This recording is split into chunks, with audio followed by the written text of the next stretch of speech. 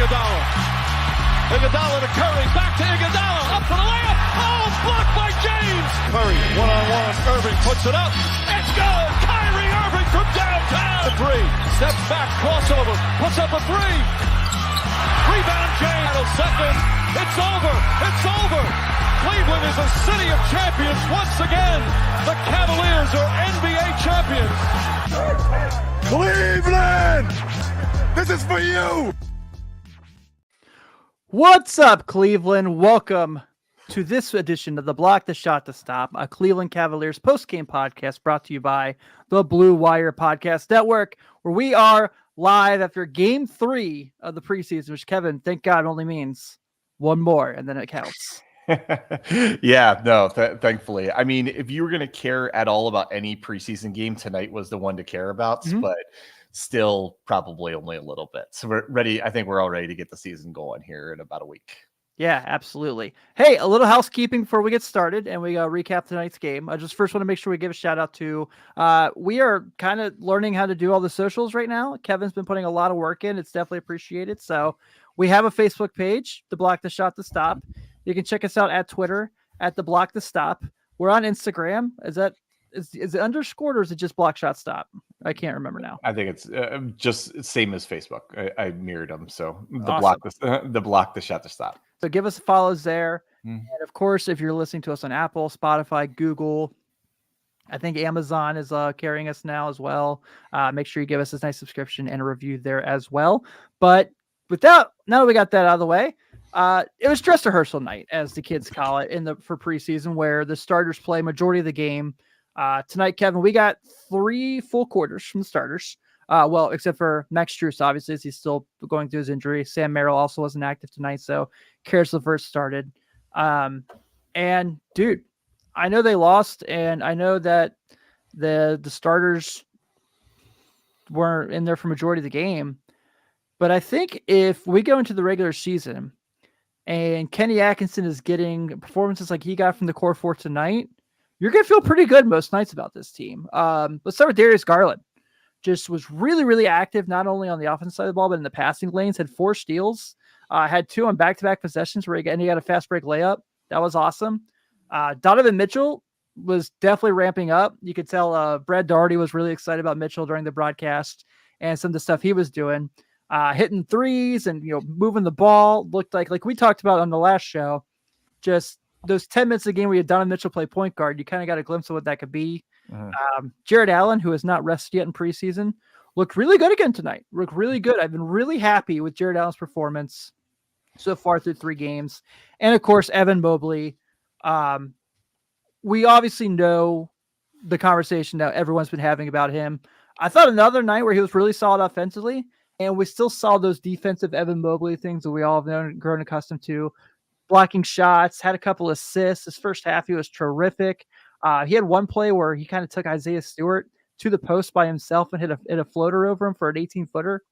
And it was a delight to see. So again, I know the box score says they lost, and the starters played a lot of minutes, but I was really happy with what the Cavs got tonight from the core 4. Yeah, I don't disagree. And again, not being in a negative way, but the things that were negative were almost like out of, early season rusts, not yet in rhythm kind of stuff. Like the 3-point shooting was not great tonight. Right. Like there were a lot of turnovers. Again, that's like a, early season, not in your rhythm yet. But a lot of positives, like you said, a lot of aggressiveness. Mitchell, especially that the last 6 minutes of the first quarter, was when he was becoming aggressive, and just how, it seems like he comes up with a new move every game to get to the baskets. So yeah, lots of really positive stuff. And I would say overall positive, mostly because the things that weren't great are things that you wouldn't necessarily expect to be great early the season, or even the preseason like we're in now. Yeah, absolutely. So yeah, like you said, 3-point shooting a little rough tonight, put in context. Garland was 0 for 5 from 3 tonight. Mitchell was 3 for 6. Mobley was 1 of 2. Karis LeVert 0 of 3. And then the bench was a combined, not very good either. Craig Porter Jr. hit his 1, and so did Ty Jerome. Yeah. So you have that going for you. But Dean Wade had a couple really nice shots, had a nice three that he had a hit on as well. But yeah, I agree with you. I think when you're kind of going through that situation and just kind of turnovers and sloppy play is kind of something that you're accustomed to so early in the preseason, and I mean so early in games being played, and I definitely saw that as well. But I think at the same point, you probably got to give Detroit a little bit of credit for some of the things. I mean, I don't think they necessarily played great, except for Fontecchio. I felt like he was like unstoppable in stretches, but they were kind of able to force those turnovers. They were kind of able to put Cleveland in uncomfortable positions and guard the perimeter. And I thought Detroit did a really good job of that. JB, obviously, old friend JB. Weird seeing him with like Pistons, by the way. Also seeing Lamar Stevens, who played 20 minutes tonight. He's really trying to make that Pistons team. He played pretty well. Shout out old friend Lamar Stevens as well. Got to give those guys a little bit of credit. I feel like they played pretty well. Yeah, and watching the Pistons tonight really reiterated something that we talked about on the last podcast. Is I think JB is going to be great for that team. He's just really good with like young players that are kind of on the cusp of development, or like maybe pre-prime, things like that, where it's an ideal situation for him to be a really effective coach.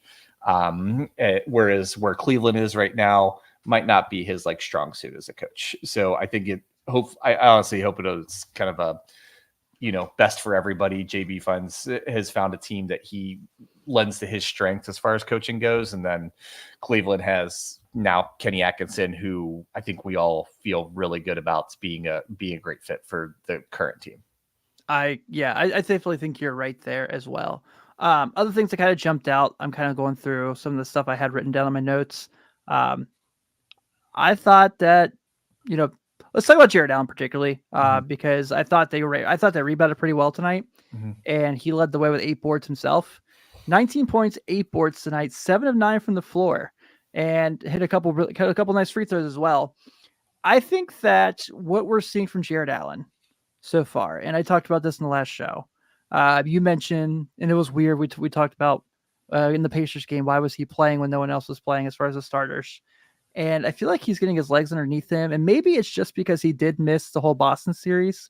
He's trying to kind of like get more comfortable because he didn't have to play through that. But I thought that he was terrific. I thought he was really good tonight. I think through games, like he's the closest to midseason form of anyone on the team. And I don't think. What up, Skyler? Hey, Skyler. And I don't think second's that close. I mean, I think as far as where each player is now to where they'll be at like kind of their peak during the season, like I think Jared Allen is closest to his peak. He looks really, really good. The other guys don't look bad. They just look like it's preseason, like they're rounding into form and everything. So I agree. I thought he looked really good, really just good, like dives to the rim where people found him, was active on the glass, as he said, even the offensive glass. And so, yeah, I think he looks ready to go for next Wednesday night.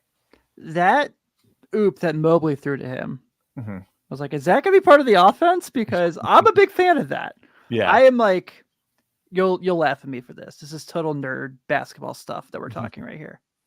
So one of my favorite things about the Fab Five, besides the stuff they did in Michigan with like changing the culture of college basketball and athletes' rights, was on the floor, Chris Webber and I want to say Juwan Howard ran this incredible high-low set that even when the games when they lost, like the North Carolina game and the Duke game, was still basically unstoppable.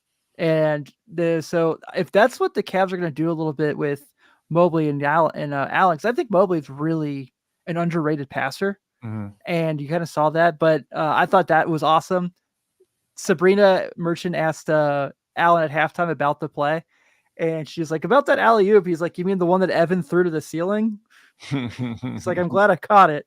I thought that was a really nice addition to the offense. I liked that play a lot. That's actually something in my notes I wanted to bring up now is I do think this game, it seemed like they did not run as much of the offense through those two big guys as they did in the first two games. How we talked about, I don't know if that's an abbreviation or whatever, but I just thought it was interesting that it seemed like they were trying to make a point to do that, particularly in the first quarter of the first two games, and not as much tonight. I mean, honestly, the offense was a little bit disorganized that first 6 minutes of the game, and then like Mitchell was actually the aggressor for the rest of the first quarter. But no, I thought that in play was hopefully a great indicator, and it was kind of reflective of what happened the first two games. But I think overall they didn't quite run as much offense through the two big guys as they did previously. Yeah, for sure. Are you a fan of headband Donovan Mitchell? I think it's a good look. Yeah, no, it makes it work. He looked good. If he looks good in it, if he's playing good in it, I'm all for it. Same, absolutely. You mentioned his aggressive play was awesome. Really, really huge for that team, especially in that first quarter after kind of having that lackadaisical start you mentioned. I think his switch, and I know we have these conversations all the time, like, is he could you win a title with him as your best player? And you hear that from all the national pundits, but there's the thing about him that's so fun to watch is there's very few people who can flip the switch like he can. Where it's like, yeah, he might be a little sluggish for about 4 or 5 minutes, but once he's in gear, it's pretty hard to stop, and it's super fun to watch when he gets going. It is. You're right, and those arguments, I think they're always goofy. Like, I do too.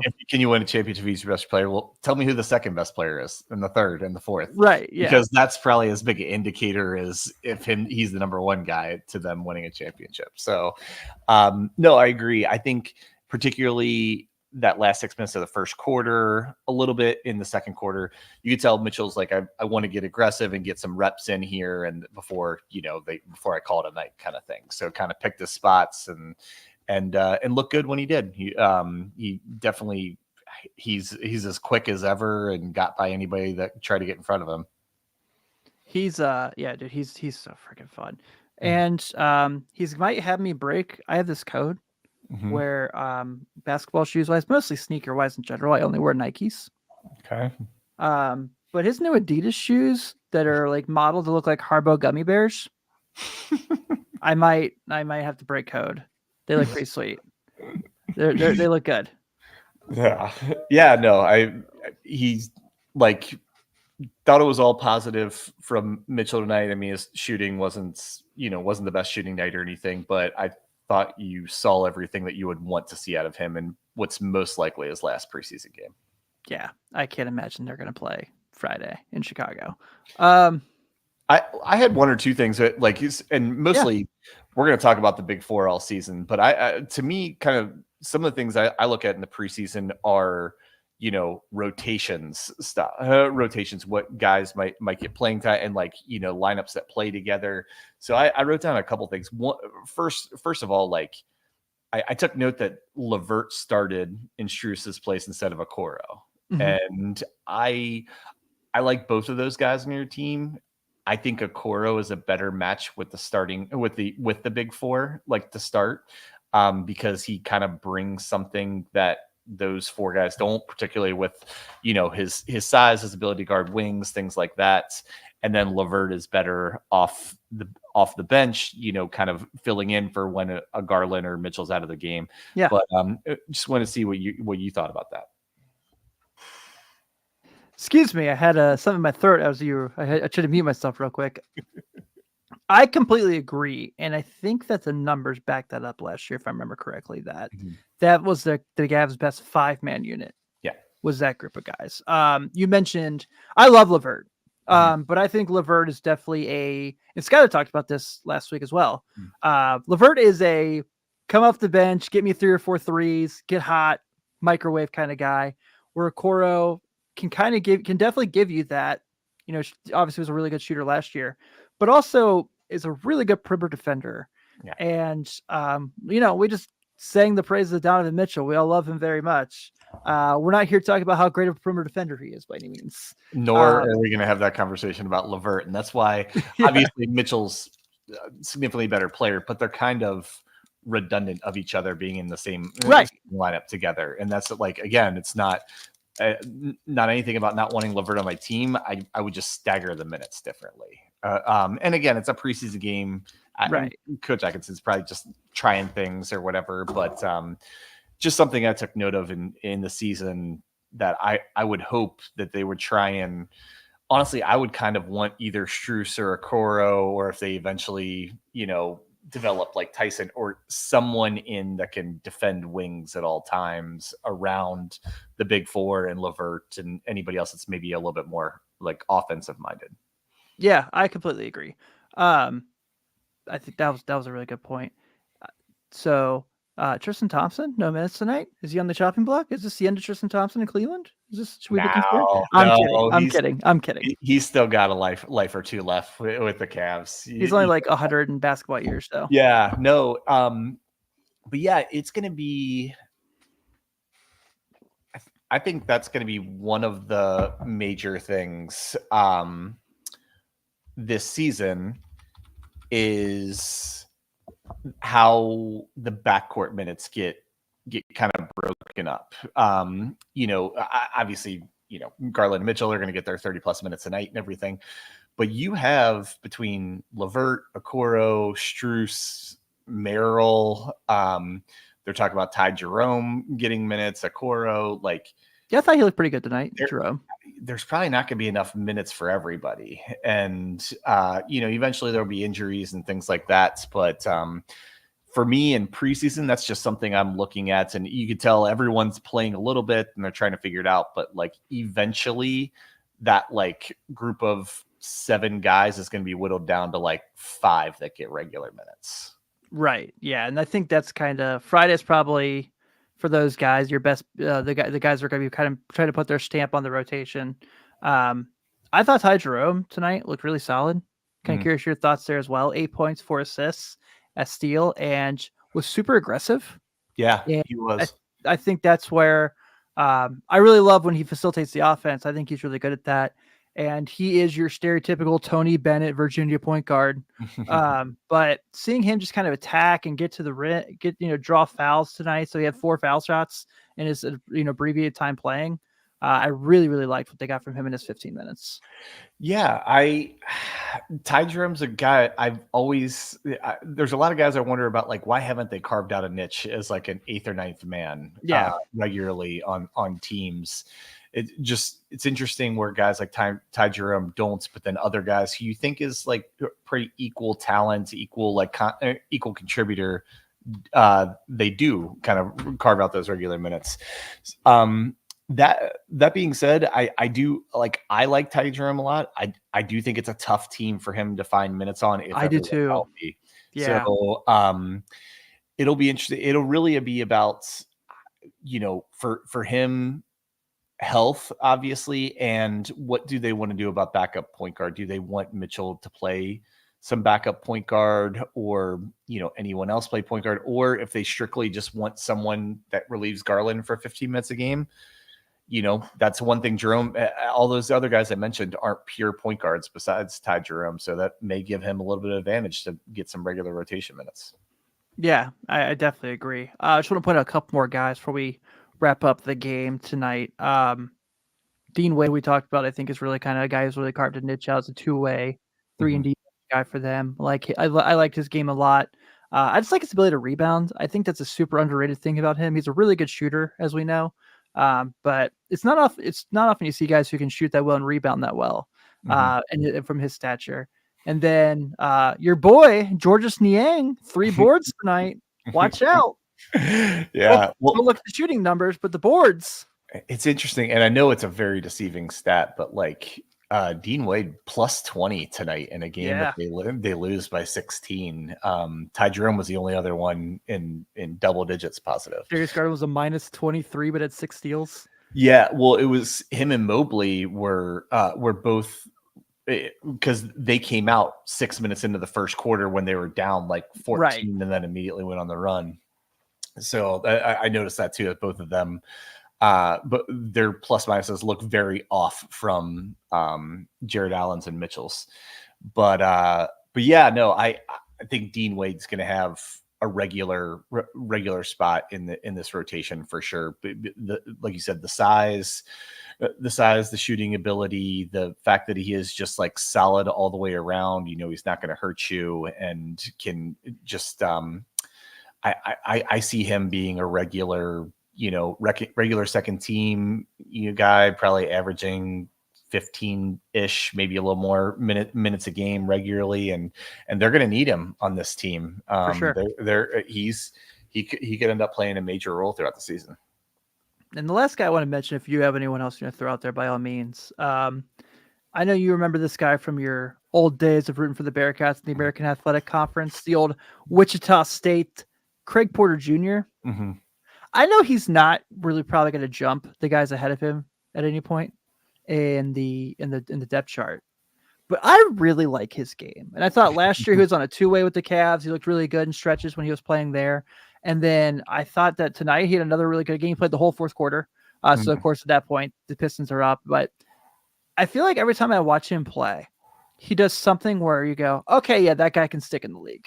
Mm-hmm. So probably going to be with the Charge a little bit more this year just because so he can get some reps. But he's a guy I really like his game. And I feel like every time he's in there, he does something I'm like, all right, cool. I'm a fan.